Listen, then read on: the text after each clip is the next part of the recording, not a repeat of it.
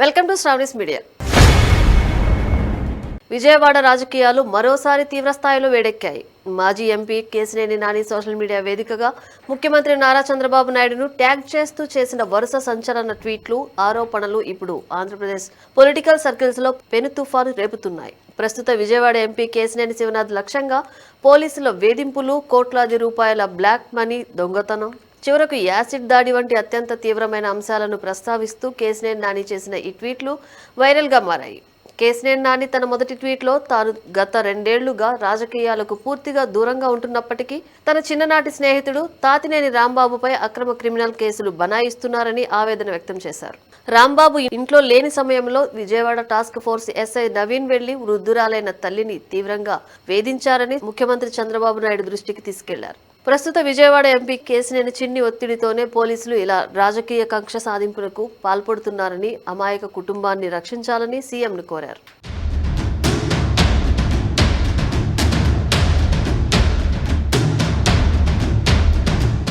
జాతీయ మానవ హక్కుల కమిషన్ కు కూడా ఫిర్యాదు చేశారు. ఈ వేధింపుల ఉదంతంపై కేశినేని నాని అంతటితో ఆగకుండా చట్టపరమైన పోరాటానికి సిద్ధమయ్యారు. ఎటువంటి ముందస్తు నోటీసులు లేకుండా ఒక అమాయక కుటుంబంపై అర్ధరాత్రి వేళల్లో పోలీసులు జరిపిన దాడిపై వృద్ధురాలైన తల్లిని మానసికంగా ఇబ్బంది పెట్టడంపై జాతీయ మానవ హక్కుల కమిషన్ కు అధికారికంగా ఫిర్యాదు చేస్తున్నట్లు ప్రకటించారు.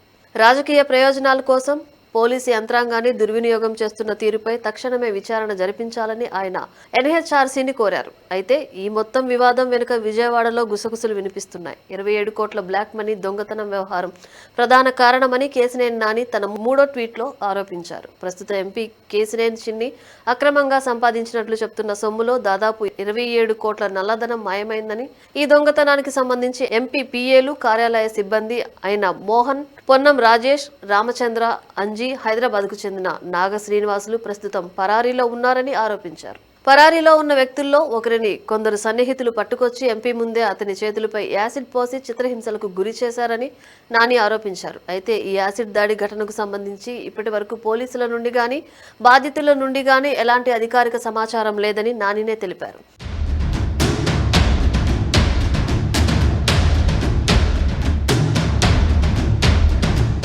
ఈ గుసగుసల్ని నాని అనుచరులు విజయవాడలో వాట్సాప్ గ్రూపులలో ప్రచారం చేస్తుండటంతో అవి ఫేక్ అని, వాటిపై చర్యలు తీసుకోవాలని ఎంపీ తరపు వ్యక్తులు పోలీసులకు ఫిర్యాదు చేశారు. ఈ కారణంగా కేశినేని నాని ప్రస్తావించిన తాతినేని రాంబాబు, అతనే ఈ ఫేక్ న్యూస్ వైరల్ చేస్తున్నారని ప్రశ్నించేందుకు పోలీసులు వెళ్లారు. దీన్నే నాని ప్రశ్నించారు. కేశినేని సోదరుల మధ్య ఉన్న పాత రాజకీయ, వ్యక్తిగత వైరం ఈ ట్వీట్లతో మరోసారి పతాక స్థాయికి చేరింది. బ్లాక్ మనీ, దొంగతనం, యాసిడ్ దాడి వంటి తీవ్రమైన నేరారోపణలు నేరుగా ఒక సిట్టింగ్ ఎంపీపై రావడం, దానికి తోడు మానవ హక్కుల కమిషన్ కి ఫిర్యాదు చేయడం చూస్తుంటే ఈ వ్యవహారం ఇప్పట్లో ముగిసేలా లేదు. ఈ ఆరోపణలపై ఇటు విజయవాడ పోలీసులు కానీ, అటు ఎంపీ కేశినేని చిన్ని వర్గం కానీ ఎలా స్పందిస్తుందో, ప్రభుత్వం దీనిపై ఎలాంటి విచారణకు ఆదేశిస్తుందో రాబోయే రోజుల్లో తేలనుంది. గతంలోనూ కేశినేని చిన్నిపై నాని చాలా తీవ్ర ఆరోపణలు చేశారు.